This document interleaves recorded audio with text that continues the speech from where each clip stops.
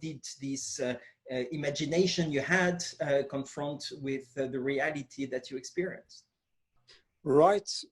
No, that's interesting. You know, you have to remember that I came from outside the tax world. My perspectives on the, you could say, tax administration in general, tax commissioners, was fairly vague. It was like you could say the common public, more or less. I had before I became a commissioner in Norway, I've been moving around quite much between different government positions. Before that, again, I've been a consultant in what was called at that time Anderson Consulting, later Accenture. So I had some quite broad experience, but never in the field of finance, never in the field of tax administration. So I guess my impression was that this is really serious business. I also must say, to be honest, my experience with international cooperative work in the different branches of government I have been so far had not been that great, meaning I felt that we were exchanging views, maybe showing off a bit what we managed to do nationally, but that the real spirit of international cooperation was, well, it was not that strong. So I guess if I could use the question to say the contrast between what I thought before going into it and what I really experienced, I think one of the greatest differences was really my appreciation of what international cooperation meant in the tax industry, in the tax world, because that was a bit new, and also very inspiring to me was it to see how commissioners were actually cooperating internationally, and why that was so important. I guess it has to do with, you know, the core business that we do, and the economy being global, of course. So it's very good reasons for that cooperation, but it's also very good to see getting into it, that it really, you know, it really drives, I think, commissioners worldwide to be part of that international cooperation. The first, the first touch of the tax world for me back in 2013, that was actually following the, at that time, acting, or at that time the commissioner in Norway, Svein Christensen, who was also part of the bureau. And it was quite overwhelming to come to Moscow. Mikhail Mishustin was hosting the plenary, and I thought, okay, so this is what international cooperation is about. It was, you know, it was quite extravagant. It was a great meeting all the people, but also I was a bit astonished and excited about the whole thing.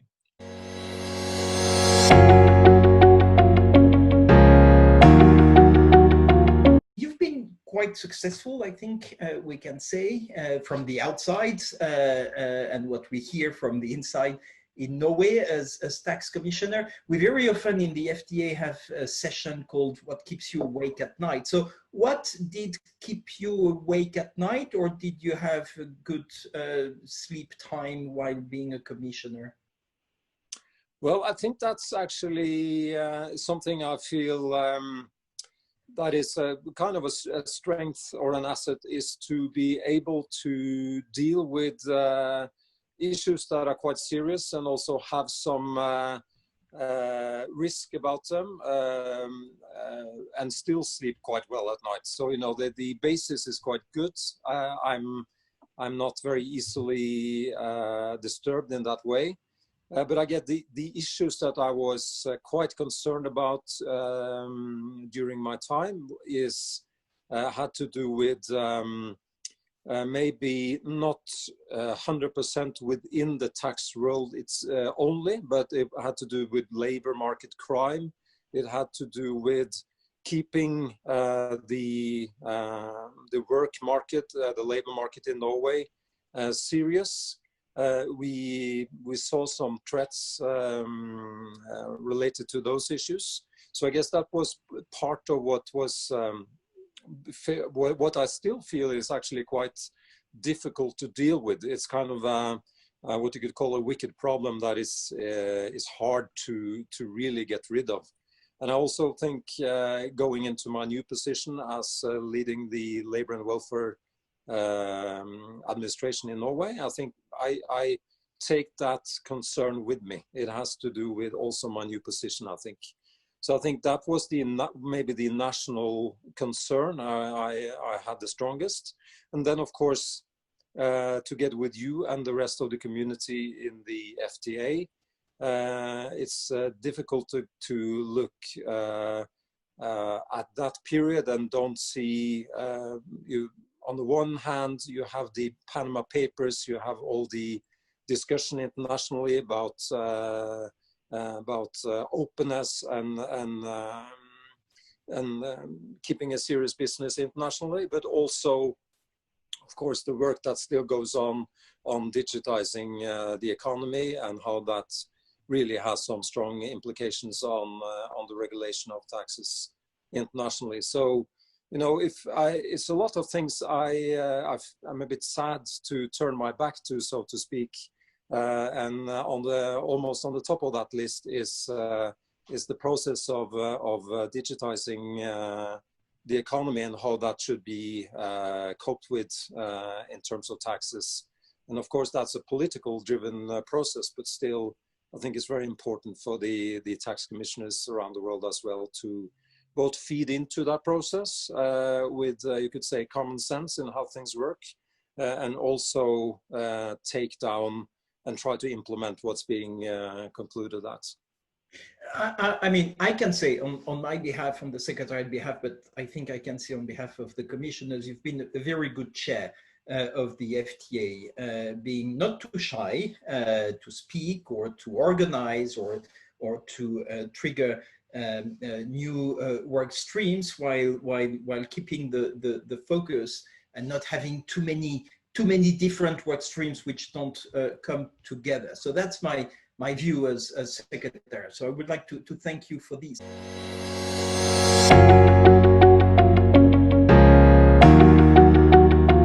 As chair of the FTA, what would you keep in mind as the 2 or 3 achievements or things that you're proud of as chair?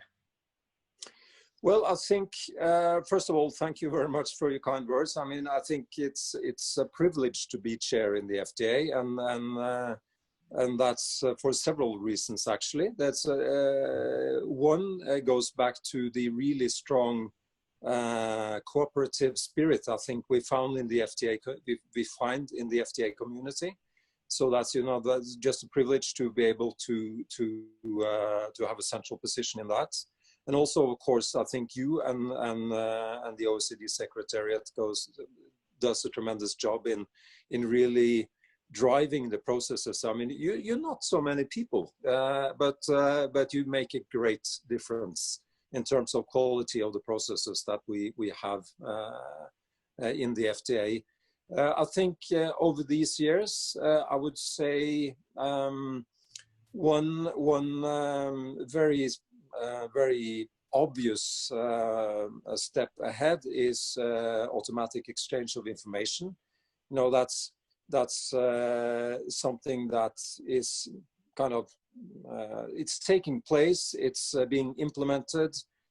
We still don't have, I think, all the benefits, all the effects from that big move towards exchanging the CRS information between all countries.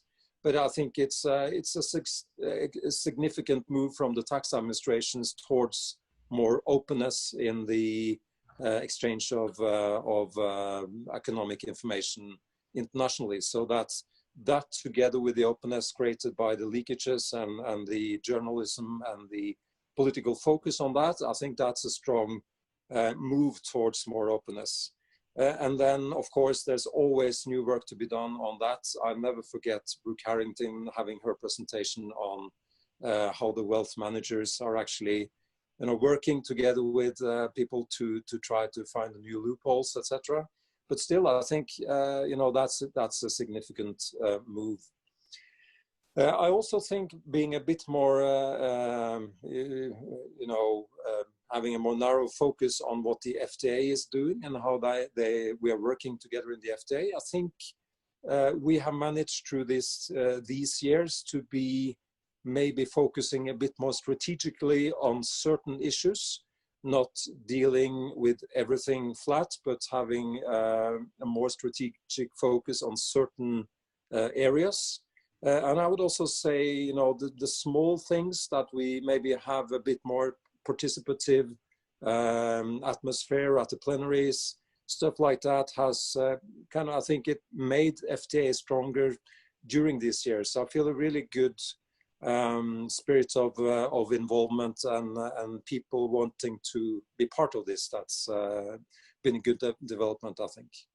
And if I may add one thing that you haven't mentioned, but that you've been extremely active at, is raising the profile of the FTA. I think you've been very good at communicating with the press and also at introducing the newsletter and making the FTA visible and more active and interactive among the members.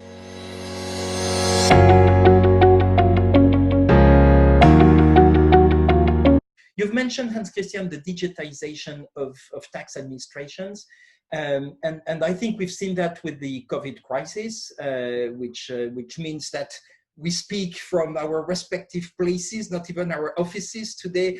We still are working, and that's thanks to the new technology. So digitization is obviously one of the key avenues for further work for tax administrations. But what are the key lessons you would draw from the crisis, in addition to this need for further digitization of tax administrations? Well, I think there are several lessons, definitely, and maybe the first and most obvious one is about crisis management. I think what we see across the world from different tax administrations and other institutions as well is that this crisis was kind of it was not a crisis that we at one particular point realized, now we're in this crisis situation. This is a crisis that we own, but it was a kind of a sneaking crisis that at some stage, at some point, turned into something that we had to relate to. So I think, it's thought-provoking, I think, to realize that we had scenarios talking about pandemic situation, but still we were not really prepared, I think. So it's also this saying that you prepare for the last crisis, not for the one to come. So I think to try with an open mind to see how we reacted as institutions and see what we might learn from that in terms of not only practicing, once a year, but being more prepared, I think, is an important lesson. Also, I think, of course, in different variations, all countries, all tax administrations have experienced that the government has tried to stimulate and help the economy in general, nationally.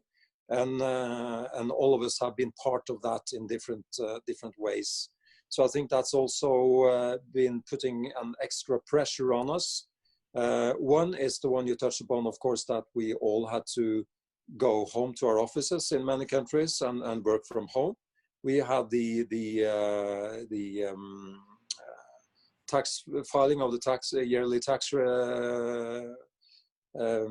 the tax report exactly when this hit us. And another part, I think, is it really put pressure on developing new solutions very rapidly. I think that was a really positive experience that we had in Norway, for example, is that we managed to develop a new solution for providing liquidity to companies in the private sector in Norway from using certain criteria. and we did that in only 3 weeks' time. I mean, that would regularly take in maybe half a year, maybe 9 months. So why on earth did we manage in 3 weeks' time? And why on earth do we usually use 6 to 9 months? So I think, you know, not every corners that were cut should we use regularly to cut. I mean, we should be a bit, you know, we should see what we should really take care of better in a more regular situation, because we had to, for example, let people work through Easter day and night, so on. But still, I think we can learn a lot in terms of rapid development of new solutions, for example. And I think one key element in making that happen so quickly is leadership being more close to development, not basically cutting down red tape between and within institutions, I think. So that's also a good experience to draw from the situation we're in. That unfortunately is not finished either. We have a good situation in Norway at the moment, but I see news from around the world, and it's a lot of development still. I think what you've done in Norway has been reflected in also the work of the FTA in all the reports which have been issued. And not only have you reacted domestically, but you have facilitated as chair of the FTA the contribution of the FTA to all tax administrations. We've produced a number of reports. I don't even have the number of reports we've produced, but several reports on business continuity, on coping with the risk, also on just registering all the measures which have been taken by tax administration. And I think we have now a database over 1,600 measures taken by tax administrations and tax policymakers, which are available to the world. And that's the benefit of the FTA, also to be able to mutualize the approach and to make sure that other tax administrations would not reinvent the wheel, but could draw on the good work of others.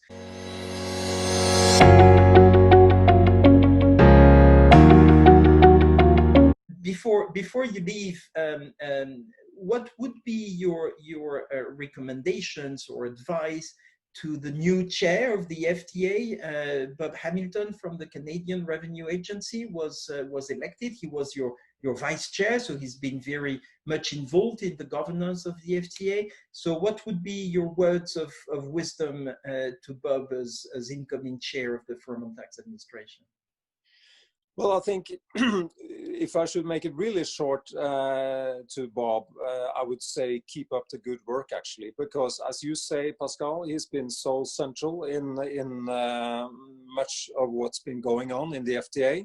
And I think the Canadian Tax Administration has really participated and contributed to what FTA has done the last years. And Bob in Canada has been involved in a lot of very central, vital projects to the FTA. And I think, for example, the capacity building that Canada has been having a very central role in, together with China and other countries, has been really important. And I also think that Bob has been a very cooperative and important part of the Bureau, both planning the meetings and having the meetings and driving the work forward. So I think I wouldn't change Bob. I would keep up the work and the attitude and the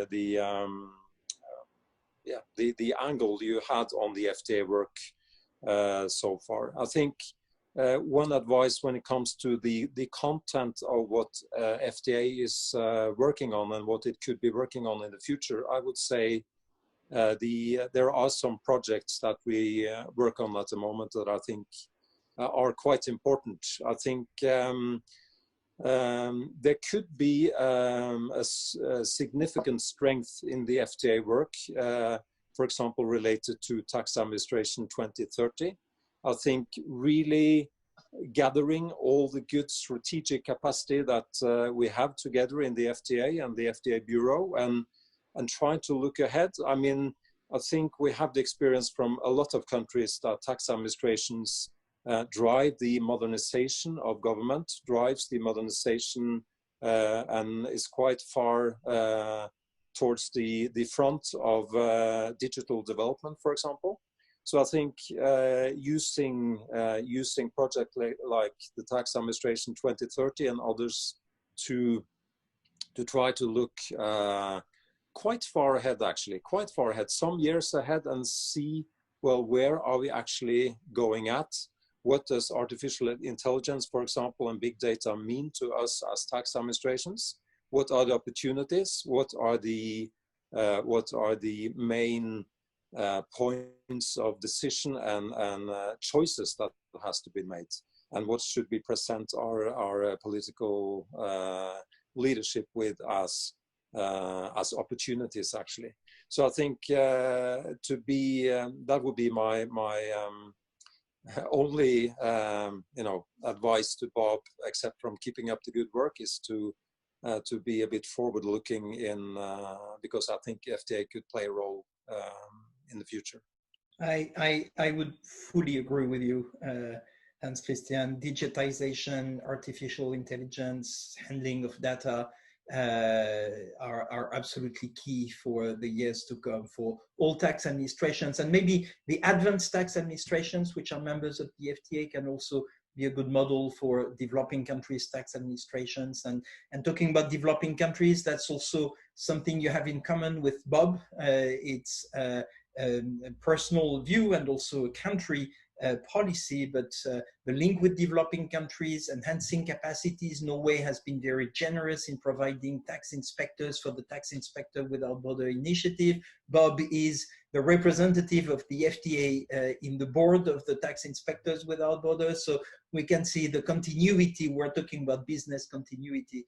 There will be business continuity there.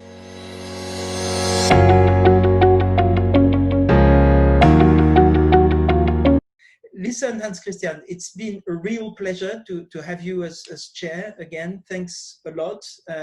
Good luck in your new job, and you're part of the tax community. You belong to it, so you will not escape at that, and we'll keep in touch for sure in the future. So thank you so much. Thank you very much, Pascal. It's been great working together with you, and wish you all the best, and we'll stay in touch. So thanks a lot.